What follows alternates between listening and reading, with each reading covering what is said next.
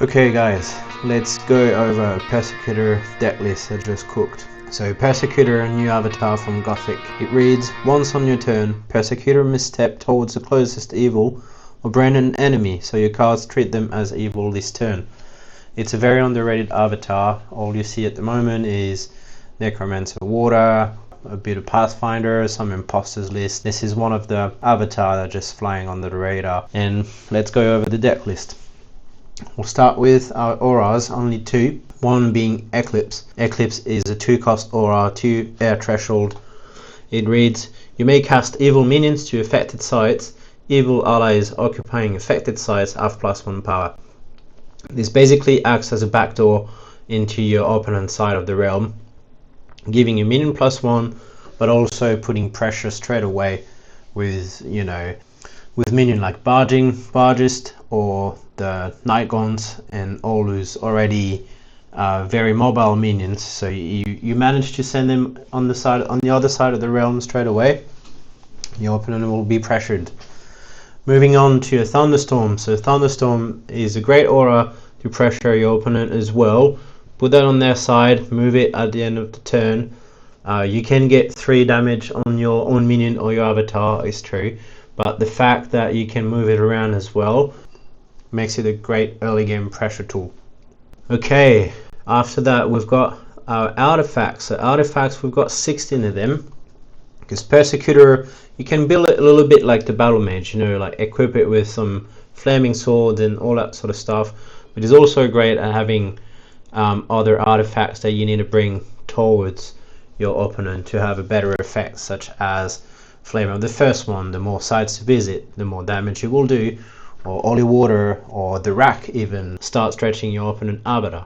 So let's get over all these artifacts that we have. So we have a Key to the City. So Key to the City, as a double use, it costs 1. It's a unique relic, but it's also providing 1 mana, 1 generic mana. So it's pretty decent, like bumps your mana pool by 1, just for 1. Carry it around. It's not threatening enough for your opponent to remove it straight away, so you got a chance at having a couple of turns with an extra 1 mana. But it also has an ability that reads, Bearer ignores site abilities. So I don't know how your meta is at the moment in your local game store, but mine is a lot of water. I play Mono Water Ironclad, and a lot of other people are playing other water list, Druid. I think there was an Imposter as well. And in those lists, the common site that you see the most often is Trollbridge. There's Trollbridge is everywhere. It is crazy. You see some Thin Ice as well, but Trollbridge is really prevalent. So Trollbridge is a site that says whenever a lone enemy enters for the first time, strike it for 3, or unless that enemy discards a card. Most often you will discard once, but then if you have 3 Trollbridge on the realm, you will end up taking damage. So Key to the City just prevents you from taking damage. Gnome Hollows will lock you out of the site.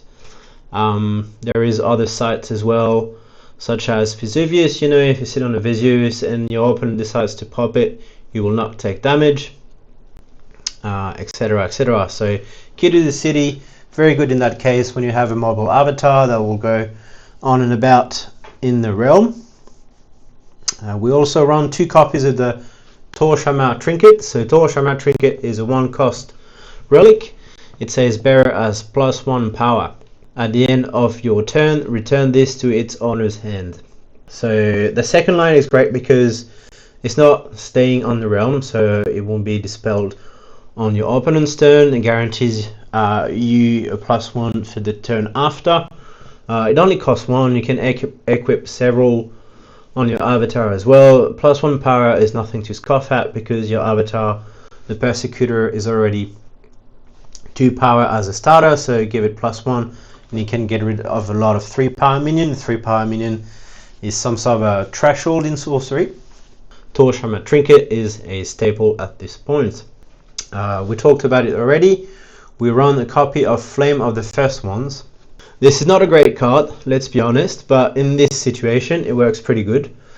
This is not a great card for a couple of reasons, because you don't get to move your avatar as often as you would like. Usually it's when you want to try to get out of a sticky situation, unless you're a battle mage, you don't really go up and close with your avatar against, you know, your opponent's minions or your opponent's own avatar. But in this case, this is exactly what we're doing. We're just trying to race around the realm and then chase that opponent and his minions. And therefore, if you have the flame equipped, well, you get to heal 1 for each tile you have in visit, and you inflict 1 as well to your opponent, and it can really add some chip damage.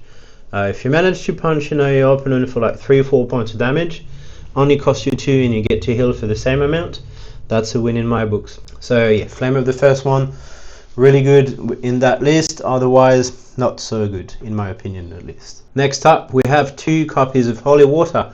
It's an exceptional potion. It reads, bearer as tap, sacrifice this holy water, throw a projectile. If it hits a minion, banish it if it's evil, ward it if not. Double use on that artifact. The banish part is what we, you know, run it for, but a ward is nothing to scoff at if you don't have anything else to do with it, and then it sits in your hand, you know. A ward can definitely be useful, but we run it for the banish because our Persecutor Avatar can brand evil, and then if you throw that on an opponent minion, turn it into evil, banish it for 2. That can be pretty decent, you know. A Green Knight or anything like this that's really hard to get rid of, you just get rid of it for 2. It's still pretty good. So we run 2 copies of this. I had 3 copies for a while, and then it was just a bit dead sometimes in my hands, so 2 copies I think is the sweet spot. We also have a copy of the rack. So the rack, unique device, encourages growth. Pretty pretty funny flavor text as well. Whenever the bearer strikes an avatar, stretch them so that they also occupy another adjacent location. Then they lose 1 life for each location they occupy. So you want to go up and close carrying the rack with your avatar or another minion actually, and then start getting damage in. And then the more you do it, the more damage over time will kick in. And if you manage to do a couple of times already, I think this is very considerable damage over time. I didn't get to do it yet. I didn't get to draw the rack into some live testing or anything, but I've seen it in action, and it's pretty funny to start with, and it's actually quite strong because you get to stretch the opponent's avatar, so he becomes a bigger target, and also the fact that he gets chip damage every turn is very notable, very strong. We also run 3 toolboxes. So toolboxes at this point is a staple. It reads, sacrifice, bearer may cast an ordinary spell from your collection. So we'll go over the collection now. So we have 10 cards in our collection, they're all ordinary spells. We have a copy of Blink. So Blink is good for the movement, but good for card draw as well, and then we need movement in that list. We have 2 copies of Disenchant. We have a copy of Boil because water is everywhere at the moment. A lot of water list, and a really strong water list. So destroying all minions occupying target water site up to 2 steps away is very good for us. We also have 2 copies of Grapple Shot, 2 Minor Explosion, and 2 Spin Attack. So Spin Attack is good with our avatar because it's a strike, so you won't take damage. That was one of the biggest downfall of Battle Mage, is you go up and close, you attack, but you take a lot of damage as well. So Spin Attack and anything basically that says strike is going to be very good for the Persecutor Avatar. So there you go, toolbox, really strong. It's just something you have to run at this point, whether it's for getting rid of, you know, auras like Sphere of Animosity, or blink away from a threat, or get close and then get to draw a card. You have to run toolboxes now. Silver bullets, a little less. Silver bullets can be good in some situation, but toolbox is really where it's at with the ordinary spells like Blink and Disenchant. Okay, moving on to 1 Crown of the Victor. So Crown of the Victor is a unique relic that reads, bearer as +3 power if they ever killed a minion. It's very likely you're going to kill minions with your own avatar or with another minion, because this is an aggro deck, aggro list. So Crown of the Victor makes a lot of sense. Getting a +3 on I don't know, Stagecoach or Stormgeist is really impressive. Stormgeist will get, you know, up and close in your opponent's business. If you make it a 6 power minion, this is a massive threat straight away. I love Crown of Victor. It was already very good in Battle Mage. You were destroying enemy minions and then growing a lot in power. Let's try to do the same with Persecutor. So yeah, Crown of Victor, definitely a good inclusion in that list. We also have a Crucifix. So Crucifix, I run it, wasn't too sure about its power, and I was actually very surprised by how handy it becomes in that list. So Crucifix reads Elite Relic, Genesis, return each evil minion here to its owner hands. Evil minions can enter this location.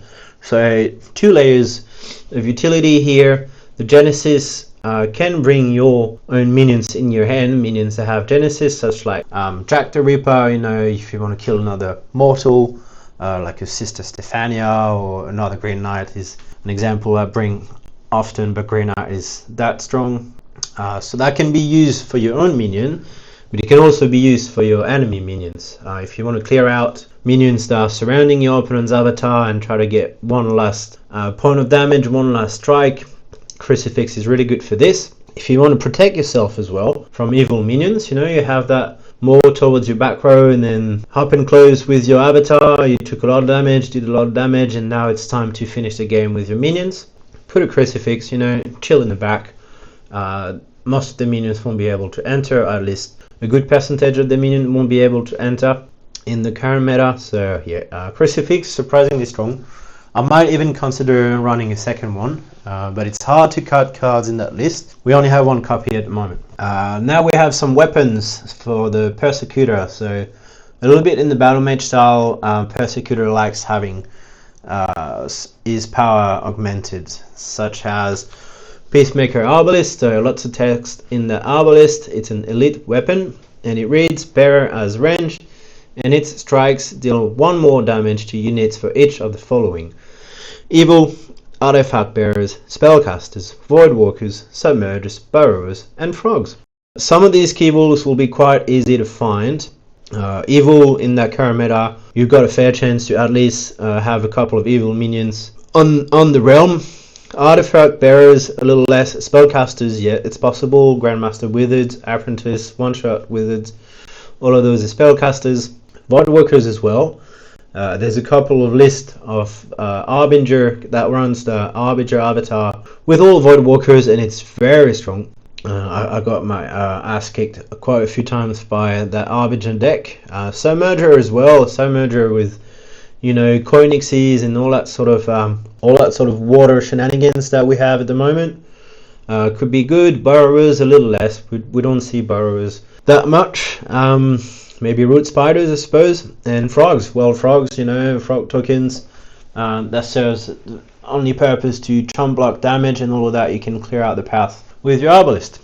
So we only run 1 copy because the Arbalist is great, but it has a lot of conditions to actually bring some firepower. So one copy is good. You know, you don't feel bad when you draw it, and then 9 times out of 10 you'll find a use for it still. We also have 2 copies of Sword and Shield. The Sword and Shield cost 3 and gives the bearer +2 power.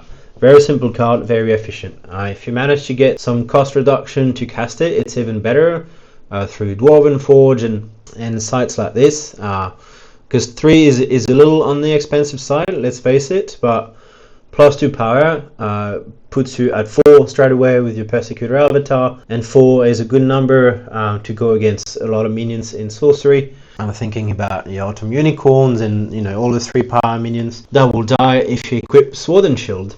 So good artifacts, good weapon. It's also an armor. It could be relevant eventually. It's relevant through Dwarven Forge, but I'm sure it will become more relevant eventually. Our last weapon is the Flaming Sword. So Flaming Sword costs 4. It's an exceptional weapon, and it reads Bearer as +1 power, and its strikes splash full damage to each other enemy at a struck unit's location. This is a multi-layer effect, basically. So you get the +1, which is nice, and then you get the splash damage. So the splash damage can go actually pretty crazy. As an example, you have a tile with your opponent's avatar, and then they have another minion, let's say a frog. You cast Whirling Blade on your avatar. It will come around.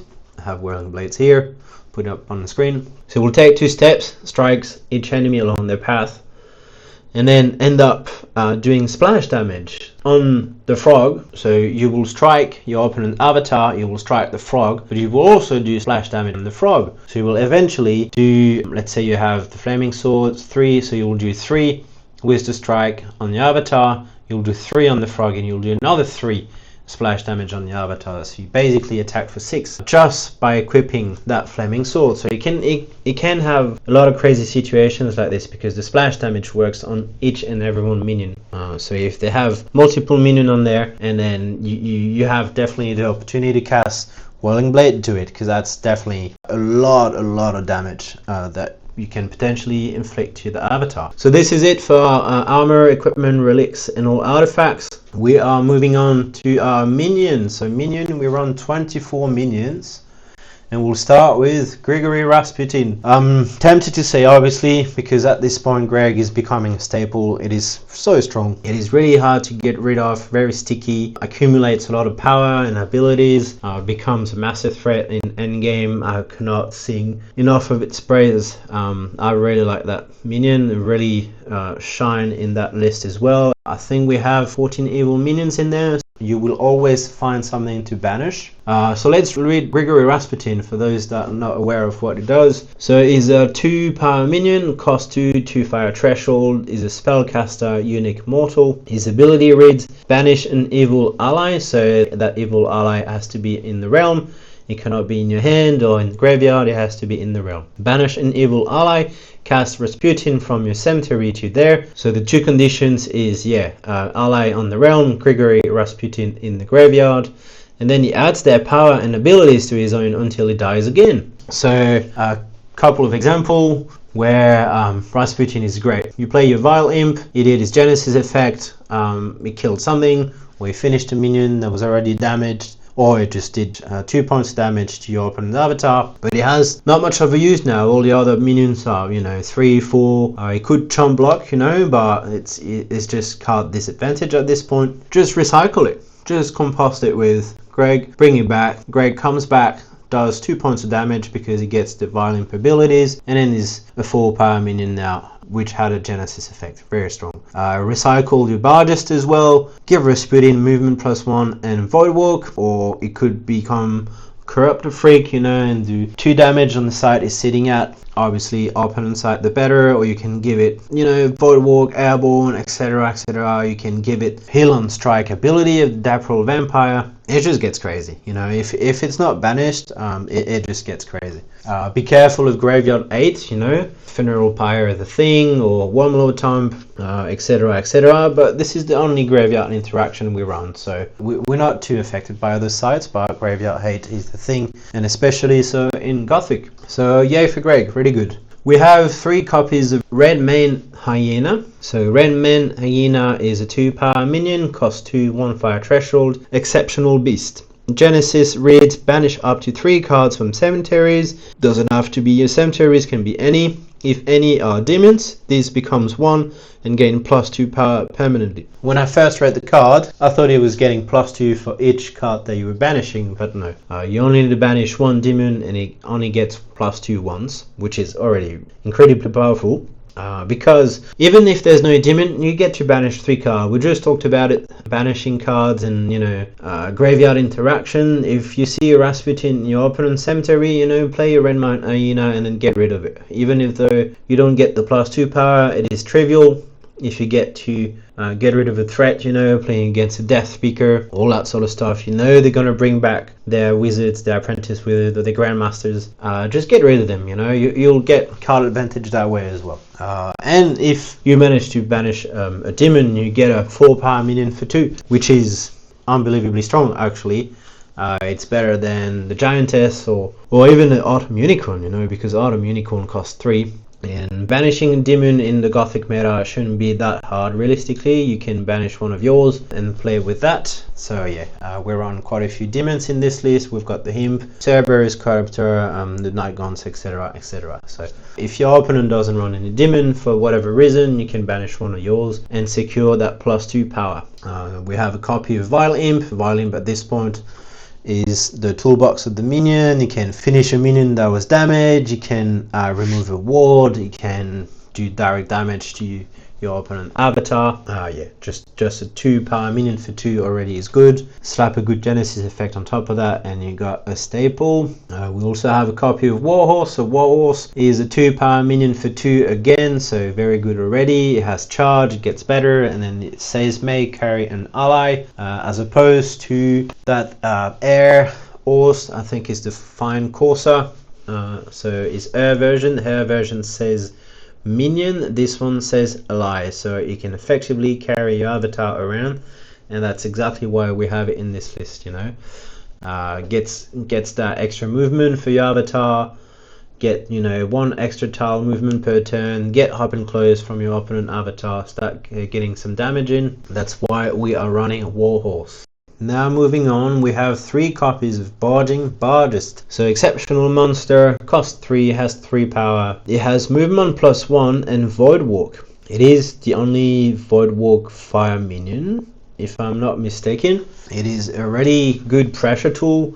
You can play it, next to one of your opponent's side all the way on the other side of the realm, have it chill it there, use your Persecutor ability to get 1 movement extra a turn, and then once you're ready to attack, just let it come out of the void and attack like this. It doesn't have stealth like the Phase Assassin, so it's not guaranteed strike, but you can have it chilling, in one of the corner of the realm and then navigate your avatar with its ability that way. And the movement +1 is obviously really strong as well, coming out of the void. Maybe your opponent will move away from that tile that you're next to, and then stay away from trouble, but having that movement +1 really helps getting 3 points of damage in. Also one of the choice targets for Greg to banish, obviously, because giving a minion movement +1 is really strong. And then Void Walk as well. When you have such a strong ability, you become untouchable. You cannot be targeted in the void, besides a few spells that came out in Gothic, so that they really reduce the amount of spell that can interact with the voids. So yeah, a choice target to be banished with Greg. Moving on to Cerberus in Chain. So I used to run Cerberus in Chain in a couple of Battle Mage lists, and I've always found it really strong because you get a 5 power minion for 3. It is automatically summoned where your avatar is, so it's good as a defensive strategy, but it's also good as an offensive strategy because 5 power minion is there and it follows you around, so it usually works to your advantage. However, if there's targeted damage spell that is casted, and then you just walk around with your Cerberus will disappear 9 times out of 10. I'm thinking about Craterize or Poison Nova, so you can't really escape that because it's literally stuck to your avatar. But I do like Cerberus in these up and close avatar deck lists, such as Battle Mage, and then even Ironclad benefits from having another layer of defense. Okay, next up the list, we have only 1 copy of Corruptor Freak. Is an exceptional demon.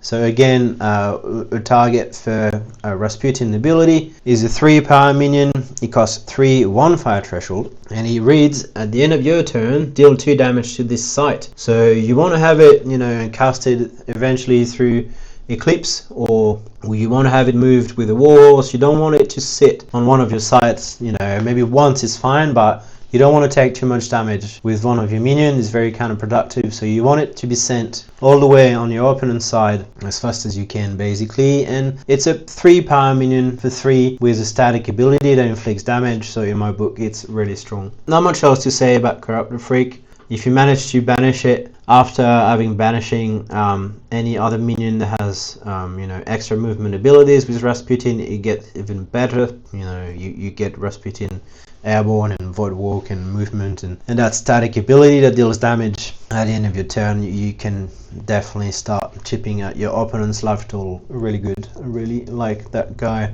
We also have 3 copies of Gibbous Nightglance, I'm probably butchering the name. Also a 3 power minion for 3, 2 air threshold exceptional demons, another prime choice target for Rasputin. They have Airborne and Voidwalk, which are 2 very relevant keyboard together. Same as the barges, you know, pop them in a tile next to one of your opponent's site early in the game, have them chill there.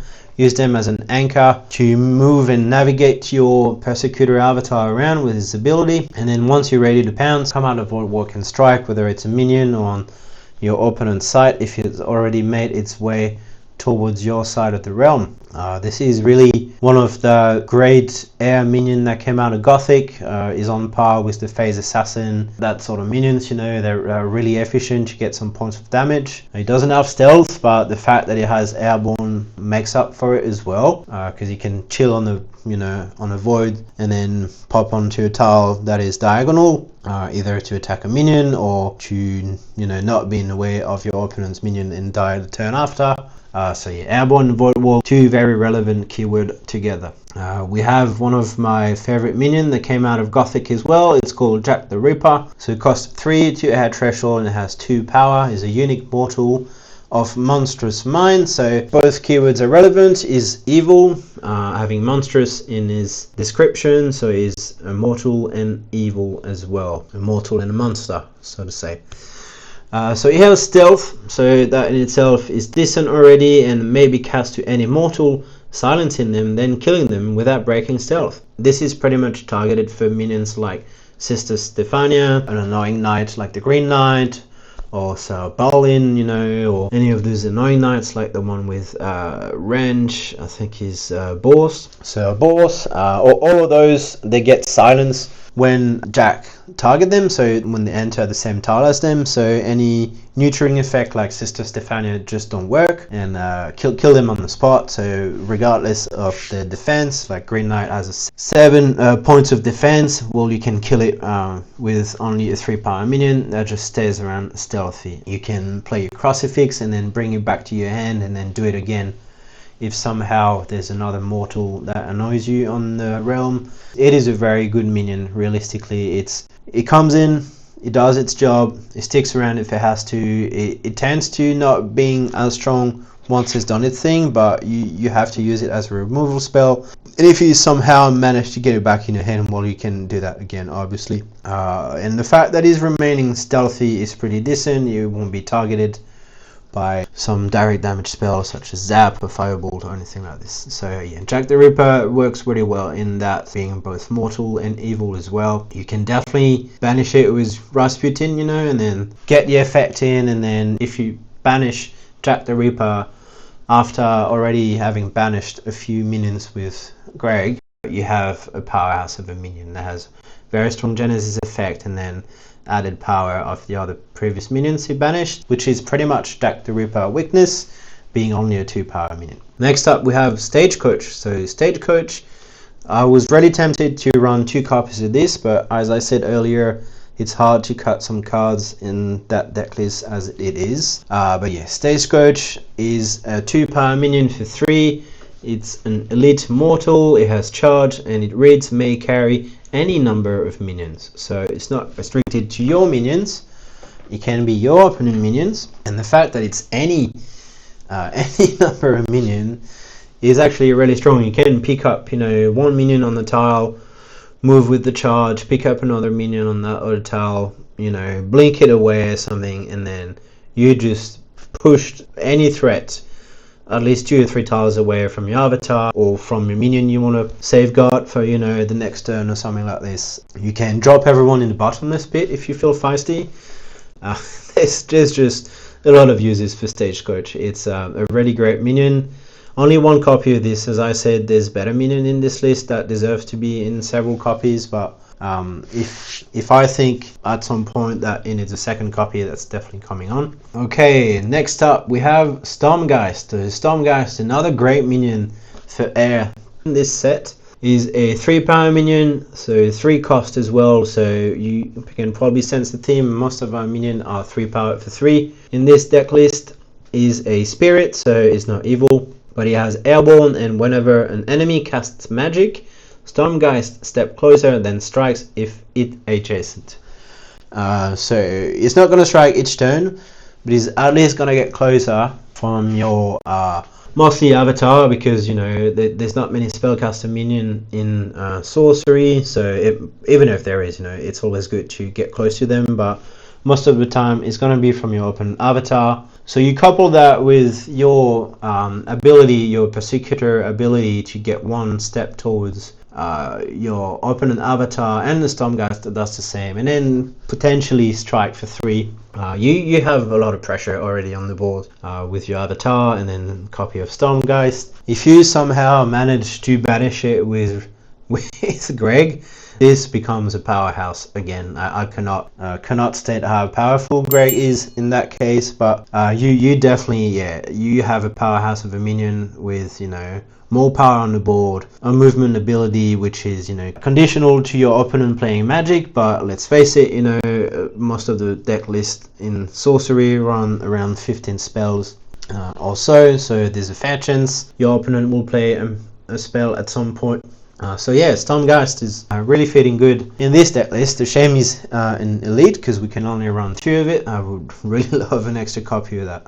We also have 2 copies of Hot Wheel. So Hot Wheel is an undead, so is evil. It costs 4, 1 fire threshold, and it has 2 power. And its genesis reads: roll forwards 2 steps, striking another unit at each location it enters. So it works a little bit like Blaze.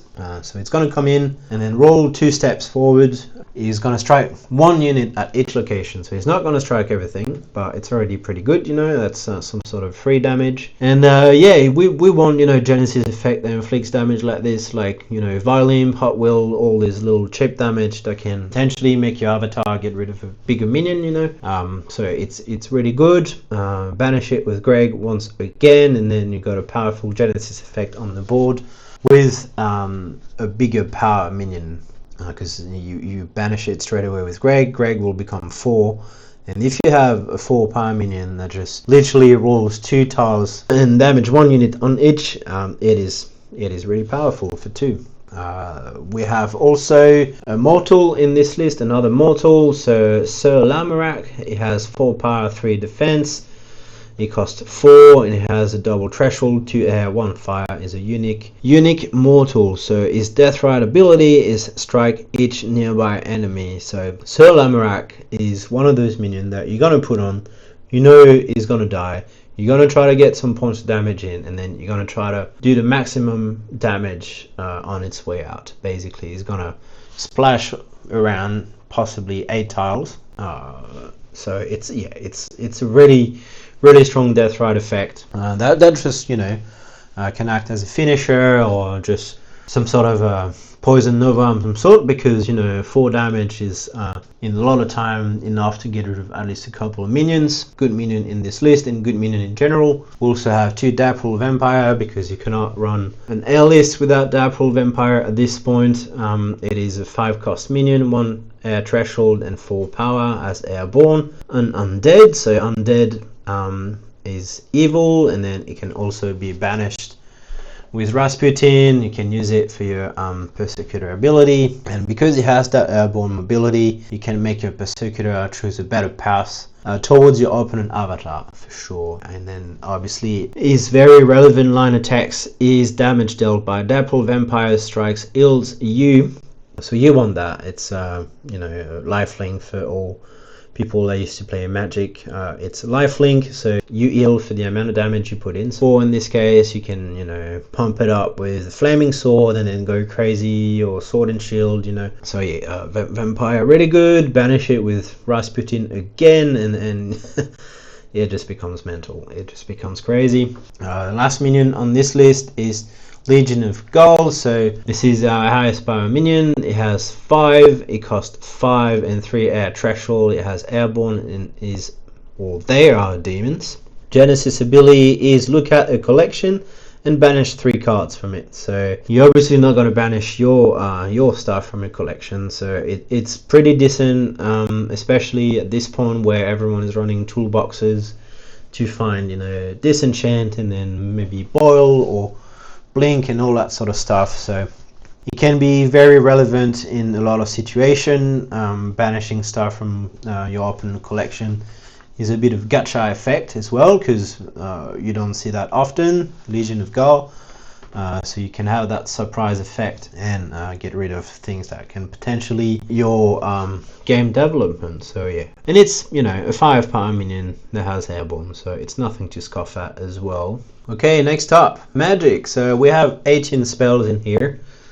Let's start with Immolation. Cost 1, 3 fire threshold, deals 7 damage to target minion nearby. It is huge. 7 damage is massive, you know. It gets rid of a Green Knight, you know, in one shot. Lord of Lies as well, you know, like all this crazy minion in water especially. And all of that for 1, you know, so you can use that as a double spell for turn, or, you know, it is really good spell. The 3 fire threshold, given we have active Volcano now, it's not as scary as before. I think that's what stopped player from playing Immolation before, like the 3 fire threshold. If you're on a dual element list, you know, it was not really easy to achieve early in the game. It was more like the late game spells, and then maybe you didn't really find a use in late game, you know, you wanted to get rid of a threat early and then get the advantage from there. And now you can basically, you can play that on turn 2 if you want, and then you can get rid of you know, early power minion that just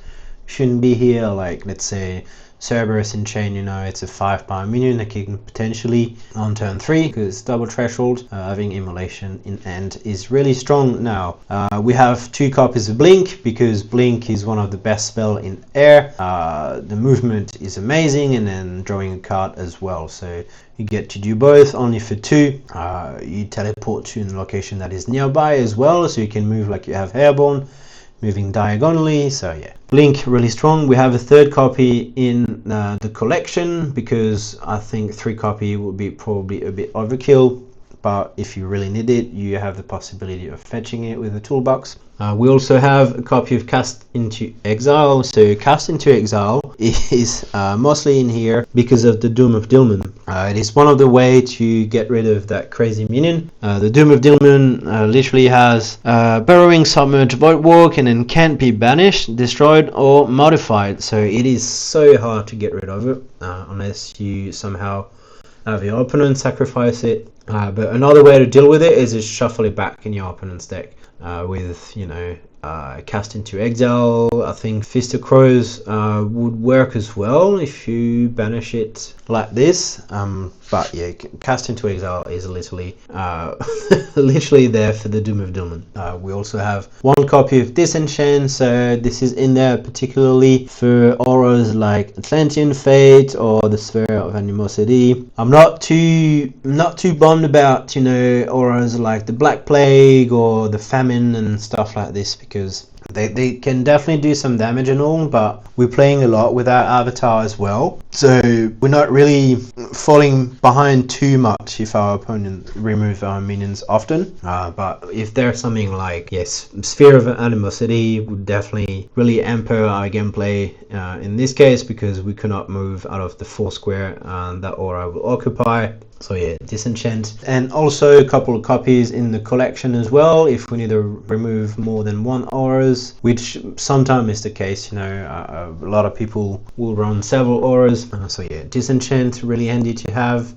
We have 1 attack by night. This is the first time I run this spell in any deck list. It costs 3, and it says enemies drop their artifacts. Allied units strike first this turn. So it is particularly good in here because as an avatar that just goes for direct damage, you also take damage. And I realized that Battle Mage is a great avatar, but if you take too much damage, your whole gameplay sort of switch to defense mode straight away, running away. You want to be able to get up close and then do some damage without losing too much life, so attack by night is great for this. It also means that if you attack with your avatar, with your Persecutor, let's say an Ironclad that has a ring, well, you're gonna come in you're not going to take damage, but he's going to drop, let's say it's ring or something, so you can potentially seal that with, you know, another minion or your avatar itself as well. So it's pretty decent. It will have him not benefit from a Firestone or because it's dropped.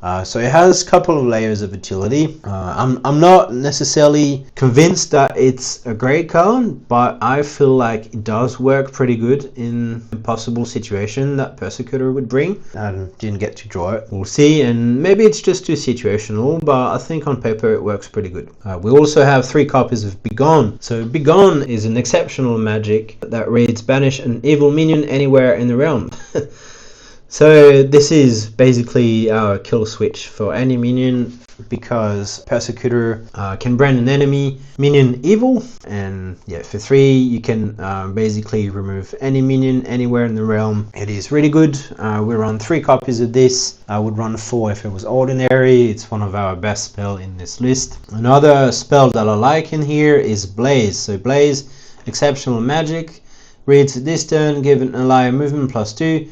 It can't be intercepted, and it leaves a trail of fire at departed location, so that includes the tile you departed from. When it stops, each unit along the trail takes 2 damage. So you're gonna start the fire from the tile you're moving from, and then you're gonna move 1, 2, possibly 3 if you want, and then you get 2 damage all along the trail of fire for 2.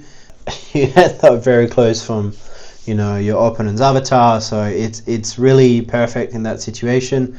Only running 1 copy. It is quite expensive for the effect it produces, you know, like most of the time 2 damage on a minion is not going to do much. It's probably going to chip it, you know. You could potentially finish it with a violin, but that's getting rid of a minion for 5, you know. It's not really efficient, but it's still a good movement spell. The damage is a nice bonus, but this is not why we're running Blaze. Therefore there's only 1 copy of this. We also run 2 copies of Disintegrate. So Disintegrate is amazing. Banish target minion nearby and everything it carries. Everything it carries is not really often relevant, because, you know, like some minions will carry a torch armor trinket or stuff like this, but you won't really see a minion with like a ring of Morgana or any like big target artifacts like this. But the fact that you can banish it and it's nearby as well gives a nice range of action. So yeah, Disintegrate is really great for 3. So it's an elite magic, so we only run 2 copies of this, sadly. We also run a copy of Searing Truth. Searing Truth is an amazing card. It is a good finisher because opponent will take damage and it's not life loss, so you can kill someone on death door with this. You can get to draw with this as well. It's a really multi-use card, but because we tend to take quite a bit of damage, being a Persecutor Avatar, you don't want to run too many of these self-inflicting damage cards, because you're just gonna end up killing yourself basically. Same for, you know, that Corruptor Freak, or I think there was Zuji Freak as well, that inflicts damage on Genesis effect and all that sort of card. So you don't want to run too many of these, because yeah, it's gonna make you rethink how you want to get aggressive with your avatar. But still, you know, it's a good finisher. You keep that when you can't reach your opponent anymore, keeps running away. You just play this, you make him draw, it takes damage, the game is done. There's not much card draw in this list as well, besides Blink. So getting to draw some extra card is pretty nice. You get to draw 2. Hopefully, you don't you don't draw anything too big, you know, like Whirling Blades or Legion of Gald. The last few times I played Searing Truth, I ended up drawing some crazy minions. I think it was Lord of Lies, so you take 6 damage, and it's pretty big punch. So you don't really want that to happen, and this is why we're only running 1 copy of this, really. Also 1 copy of Infiltrate. So Infiltrate costs 4. Gain control of target enemy minion until it deals damage, and tap it, so it gains stealth. This is good to turn the early game around. You know, your opponent tries to put early pressure, you infiltrate, it gives you time to tempo, move around with your avatar. So yeah, I really like Infiltrate. We also have a copy of Poison Nova, so good to, you know, get out of swarming minions, and it has lethal, deal 1 damage to each other nearby minion. It costs 5, so costly spells, but it usually acts as a good reset button. Only 1 copy of Poison Nova as well, because it's expensive, you know. And then we have probably better ways to get rid of minions in this deck, just like minion versus minion basically, and then some weapons and stuff like this with range. And yeah, we also have 3 copies of Whirling Blade. So Whirling Blade is the most played air card with grapple shot, I'm pretty sure, and has been ever since alpha. Realistically, it's just, well, especially grapple shot, maybe not Whirling Blade, but Whirling Blade just became one of the air staple. So it costs 5, it has 2 air threshold, and it reads, an ally may take up to 2 steps and then strikes each enemy along the entire path. So you strike where you start, you strike, you know, on the 2 tiles that you move onto. It's just unbelievably strong, you know. If you manage to have a few equipments on your avatar, like a flaming sword and shield, or, you know, like Crown of the Victory even, the Whirling Blade becomes a kill spell basically. You're gonna clear the board, not taking any damage. You're gonna be able to attack after this as well, because it's a strike, you know, it's a movement spell basically. So you can still inflict more damage after using your Whirling Knight. So if you have Whirling Knight, the flaming sword, it's like a tornado of damage. It's unbelievably strong, because you'll get to do splash damage on any minion that you use, and it'll just ripple. It's just, yeah, it's the Whirling Blade, probably one of the best spells in the game at this stage, and has been for a long time. Alright, our last piece, the sights. So we start with 3 active volcano. They have double fire threshold. Best sight that came out of Gothic in terms of usability. Double threshold is the missing piece. We needed for sorcery, I think. You know, it gets you to play some spells like Immolation or Legion of Gall way earlier. It's really good. We really missed that. I don't think we realized we were missing it till they printed them, and then now I just can't not run them in any list I'll play. So very good. We also have 1 Arid Desert. So Arid Desert is good to get rid of wards. Realistically, you can potentially finish a minion up as well, and because it's each minion, you know, you'll always find a use case for an Arid Desert. Really good. We have a Baba Yaga's Hut. So Baba Yaga's Hut is a really strange sight. I'll read it for you guys. It says, once on your turn, this may swap position with an empty site in your back row. So you want to basically play it further up your back row, and then you want to use that to bring minions or your opponent avatar closer. So let's say you sit in the back row for any reason, like you had to run away a bit, took too much damage, or, you know, you had some minion doing the job for you already. And then the tides are, you know, shifting. You want your opponent avatar to get closer from you. You know, you just use Baba Yaga's Hut, you know, and do the whole swapperoo, and then out of nowhere, your opponent's avatar is there. You can strike it straight away, and then you win the game. You know, it's a bit of a gacha sight as well. But that happened to me a couple of times, not to finish my opponent, but I managed to get rid of a couple of threats like this, and it's strong, you know. Downside is it has no threshold basically. So, but you want to play that once you already have your threshold established. Basically, it's not a site you want to play early. It's a site you want to play comfortable with your mana and then your threshold, and then you get to play around a little bit more. We also have Defiler Spire. So Defiler Spire is a unique site that reads, sites occupied by evil have at the end of your turn, you lose 1 life. A couple of use cases in there, which it is really designed, I think, for Persecutor. You can brand one of your enemy minion as evil, and then that's a guaranteed 1 point of damage. You can have all your evil minion on your opponent's site, and then that's guaranteed damage as well. You know, you don't want them all on the same site. Ideally, spread them out on your opponent's site like this, get maximum damage. But you get to do damage with a site, you know, like with just a bit of positioning and then a site. So no mana involved, no cost, no nothing. Just by positioning your minion into a certain way. And then we have Voidwalk minions, so if you have them at the start and then you play Defiler Spire, even if your first site, you know, it has hair threshold, so you can play it straight away, it's fine. You can do some chip damage already, and then chip damage is really good in this list, you know, because you want to be able to get rid of your opponent quite fast. You don't want to fall into that control matchup, you know, where your opponent's going to start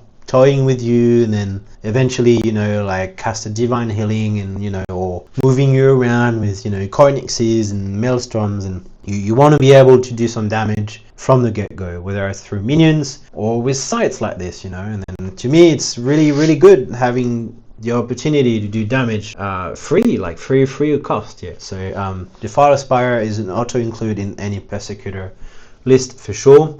So is Den of Evil. We have 2 copies of this. Ordinary Sight.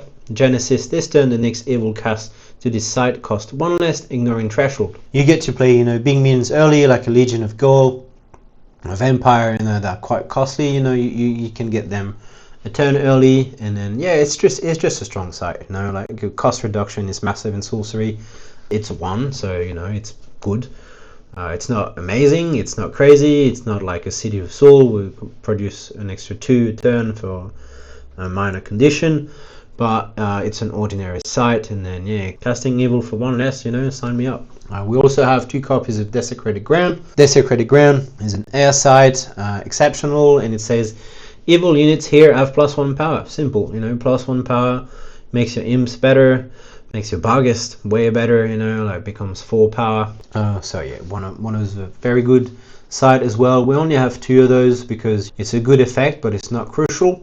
So yeah, we have 2 copies of Desecrated Ground. We have 1 copy of Dwarven Forge. So Dwarven Forge is good because we have quite a few weapons, and it also has a threshold, so it's not dead in the end. Dwarven Forge reads, anyone may conjure weapons and armor here, and for 1 less. So this is a site you want to cast more towards your side of the realm, like back row ideally, so you can cast your armor, pick them up yourself, and sort of stop your opponent to benefit from the cost reduction, because he's not going to cast like his own flaming sword on your side of the realm, because you're just going to end up picking it up.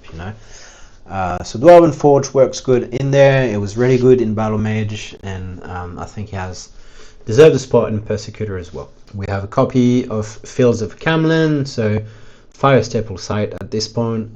Genesis ability for 3 fire threshold.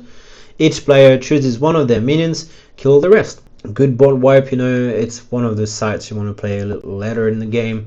If you're under pressure, a good reset button. Again, just the cost of playing with sites. This sort of effect, free of charge, is really good and usually turns the game around. We have also 1 Forge, so ordinary site. Genesis, you may pay 1 to conjure a lens token here. So ideally, you would have that lens token for your Persecutor Avatar, because he gets the first strike ability. Which is good in that case, so you don't take damage and you still get the point of damage in. We also have a copy of Funeral Pyre, because Graveyard Hate is good in Gothic. Wasn't, besides Archimago, wasn't really great before Gothic. Deathspeaker was gonna grab minions back anyway, so banishing the 3 card had very little effects. But yeah, Funeral Pyre, exceptional sites. Genesis, banish up to 3 cards from 1 cemetery. This is, it can work on your side as well if you don't want your opponent to have access to certain minion in your cemetery. You can banish some of yours as well. So 1 copy of this, it's a good effect, but it's not like crazy enough to run 3 copies of this. We have Glastonbury Tour, so Thryland, air, earth, and fire. Have that in your back row, really good. We have copy of Gothic Tower and a copy of Lone Tower, so a nice boost of mana early in the game is always nice. If you want to play a 3 power minion on turn 2, you definitely can. We have 2 Mountain Peaks, so same as Active Volcano, but that's air version. 2 air threshold site is really strong. We have a lot of multiple threshold minion in here, like the Night Gaunts, Legion Goal, and all that sort of minions, the Stormgeist as well, 2 thresholds. We have 2 copy of Observatory. Top deck manipulation is great. Look at your next 3 spells, put them back in any order. Yeah, top deck manipulation is great in sorcery. We have a copy of Poison Well, so again, cheap damage just by playing a site is good. You accumulate all of this in one game. That's quite of the work done for you, free of charge. We have 2 copies of Ruin, so double element sites. We have a Sea of Ash, so Sea of Ash is particularly great at the moment with the water meta and all the submerged shenanigans. The Koenig Sea will die if he goes under the surface. Wood Spiders doesn't really see a play anymore, but it's still very annoying. One of the most annoying minions in sorcery by far. So Sea of Ash, yeah, it's a great site. Not crazy, but it's it has a lot of good use cases in this deck list, I think, because we could really get, you know, annoyed with a Root Spider or, you know, that Koenigsee Thin Ice combo. Sea of Ash doesn't have any threshold, sadly, so it's quite a big downside, but his effect is good enough to be run in this list. We also have a very good sight in the manor at Dapperel Hill. Air sight is ability is activated when you have 4 air threshold, so once on your turn this may deal 3 damage to target enemy here to heal you. This is a sight you want to have quite up in the realm, have this where you know minions are going to be played, or where your opponent's avatar will be, and then in late game he can shine by healing you for 3, not necessarily 3 points of damage, because in the late game 3 points of damage will most likely not get rid of any minion. We get a lot of lies and Shoggoth and all this big power minion, but the fact that you can get 3 points of healing is great, especially late in the game, provided you're not Death Door. And we have one Vesuvius as well, because that's my favorite fire sites. It says 3 fire threshold, sacrifice Vesuvius. Each unit occupying nearby sites takes 3 damage. It's great to finish your opponent, you know, because it's damage, so you can kill them like this. It's nearby, so it has a massive range as well. Yeah, Vesuvius really good. Vindictive Nation, elite site, fire. It is yeah, it is a strange site. I haven't really gotten to do much damage with it, and then you can't kill your opponent either because it's loss of life, but it's still pretty decent. You know, you want to play that early in the game. Site destruction is sort of prevalent in sorcery, so you will definitely get some points of damage in there, at least, you know, with a move, maybe with Rift Valley and all that sort of stuff. Modify, you know, like if your opponent plays Atlantean Fate, well, you get, you know, some points of damage as well. But you will rarely inflict 7 damage. So, you know, let's get this straight. On the off chance you get to inflict a bit more damage with the sight, you know, again, that recurring theme of, you know, free damage of some sort, I think it's worth running at least 1 copy, maybe not 2, but 1 copy. 1 copy works well, and it's a fire sight as well, you know, it has threshold, so worst case scenario, you just play the fire sight. And to finish today's list, we have 2 Withering Heights. So Withering Heights is the site that came out of Gothic, in my opinion, maybe with Thin Ice. But Withering Height is an elite site that reads, once on your turn you may fly a minion at the top here onto a nearby site. So to fly a minion from Withering Height, that minion doesn't need to have airborne. It can be any minion basically. It doesn't even have to be your minion, it can be your opponent minion as well, and then you can move it nearby. So the range is crazy, you know, you can send it anywhere. Nearby is great. It's a good way to diffuse a threat, or, you know, become a threat as well, if you use your own minion. So it's such a good movement site. You want to have that definitely in your second row, possibly even on your opponent's second row, just so you can get access to a lot of tiles and then catch up to an avatar that's running away or anything like this. It is one of the most targeted sites for destruction, I think, in this current meta. It's really powerful. Just being nearby like this is great. That does it for this Persecutor list. Hope you liked it. If you did find any information in this video, please consider subscribing. It really helps pushing all those videos to new people and then growing the channel, and it's a feel good for me as well. Like the video if you liked it, obviously, and then if you want to comment how you would build a Persecutor, or if I made any mistake explaining or building that list, hit the comment section, let me know, bad, good, anything on your mind. And then again, thanks again for watching that video, guys. It means a lot to me, and I'll see you for the next one.